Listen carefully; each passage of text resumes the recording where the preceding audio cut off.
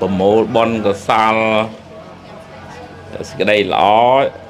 នឹកដល់ចដូនចតាបុព្វការីជនអឺជាញាតិរបស់យើងក្តីបុព្វការីជនសម្រាប់ប្រទេសជាតិយើងក្តីណាញោមណាស្រុកទេសយើងជាពរាជាថ្នាក់ដឹកនាំយើងមានចិត្តមេត្តានឹករលឹកស្រឡាញ់គោរពហើយឧទ្ទិសបុណ្យជូនគាត់យើងអ្នកដឹងគុណហ្នឹងយើងបានបុណ្យហើយយើងដាំពូជមួយធ្វើឲ្យអ្នកដតីហ្នឹងក៏ដឹងគុណយើងដែរចឹងណាញោមណាប៉ុន្តែបើយើងឆាប់ភ្លេចគុណអាហ្នឹងកូនចៅយើងមកក៏គេភ្លេចយើងដែរអាហ្នឹងដូចតគ្នាញោមណាកម្មចឹងបាននៅក្នុងពុទ្ធសាសនាឲ្យយើងមានកតញ្ញូហើយកតញ្ញូហ្នឹងប្រែមកវិញថាដឹងថាគេធ្វើល្អតើមនុស្សមានបញ្ញាបានមើលឃើញថាគេធ្វើល្អអ្នកខ្លះញាតិញោមទាំងអស់គ្នាប្រហែលធ្លាប់ជួបយើងធ្លាប់ជួយគេមកកកោកគ្រាន់តែយើងមិនជួយម្ដងយើងខ្លាចជាមនុស្សអាក្រក់ធ្លាប់ជួបទេញាតិញោមហ្នឹងហើយអាហ្នឹងមានន័យថាគាត់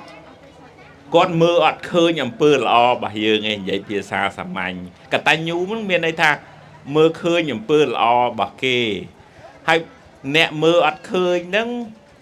អបរាសីថ្ងៃក្រោយយើងមានរឿងល្អចង់ជួយក៏យើងលែងជួយដែរពីព្រោះមនុស្សហ្នឹង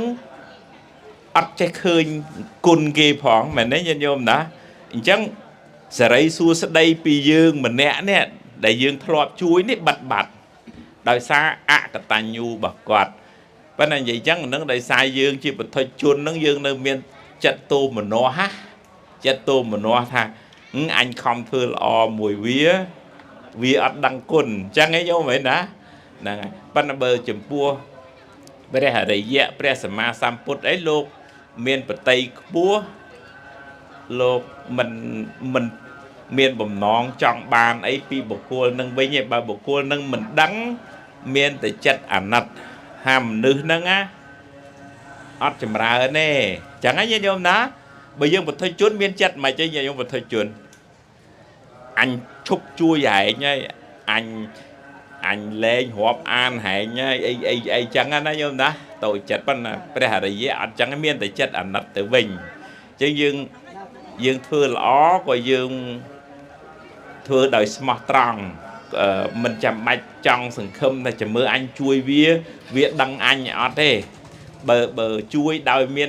សេចក្តីសង្ឃឹមអញ្ចឹងច្រើនតែអីញាតិញោមច្រើនតែខកចិត្ត